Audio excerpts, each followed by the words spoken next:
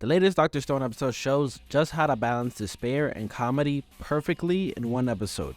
We start with the hope as the team weathers the storm and finally gets to the island with a well-balanced team of 4. I was crunching the numbers and I couldn't think of a better team of 4 since Senku and Gen are absolute necessities. Kohaku is the best fighter, so she makes the most sense, and Soyuz is, well, there was a flex pick, so I guess he will come in handy at some point. Although something about that face just screams shady and punchable, setting us up perfectly for something exciting, a new unknown and 2 storylines. One of the adventure team and another of those that stayed on the ship, as we can now see how these two will work together for better or for worse. Then, just as shit slowly starts hitting the fan, it goes from 0 to 100 faster than a sports car.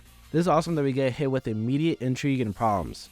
There's no slowly creeping up and finding out who the enemy is and devising a plan. No, we get like 10 seconds of feeling something is off when they find more petrified people in the water than anime lovers at Comic-Con. We miss Medusa going by the ship as the entire crew has been petrified, making us think, is it a supernatural power, like a poor man's Midas touch, or some crazy science that can be used at will? Regardless, this is the biggest threat our crew has to face, and now they are down to 5 members.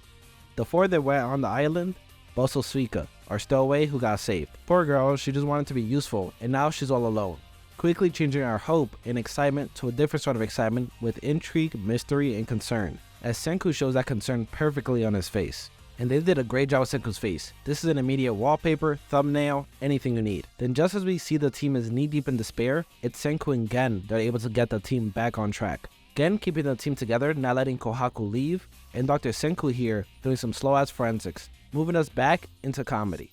We get for a moment that everyone on the ship is literally stoned, leaving the team with absolute no choice but to get more revival fluid since escape is no longer an option. Not that they were gonna escape. The comedy comes in when they spend a year and a half worth of science in 2 minutes as they try to figure out clues to find someone from the island, to see if they are faced with a friend or a foe.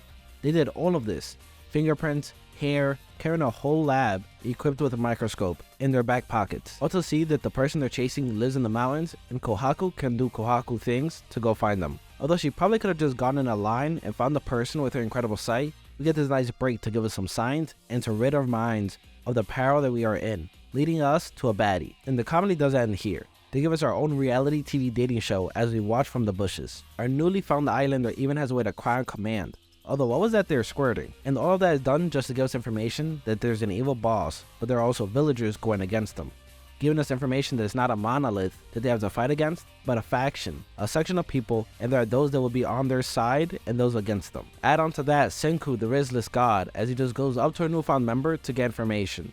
No tact, no plan, just where's this thing you probably have no idea about. While this new islander, Amaryllis, has her own attack, which is praising others, since I guess that's her only skill, which is being beautiful. A bit one note, but that's fine as they turn into comedy again by having her do it not once, but twice. And the second time is to Senku, who is impervious to all women that aren't named Science.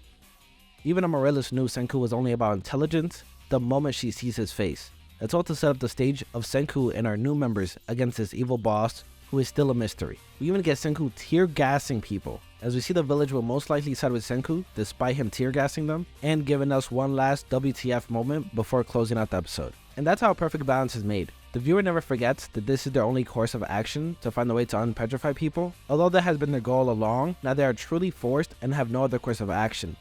And if our small party fails, there's no one else to help. Well, I'm sure Suika will come in at the last minute to save us. The fact is they don't know this, putting immense pressure on everybody, but you couldn't tell by their actions. Despite these incredibly high stakes, they find a way to make most of the episode comedic and lighthearted, adding in that science and ridiculous nature of characters we have grown to love, giving us this perfectly balanced episode of hope and despair, just as the title suggests.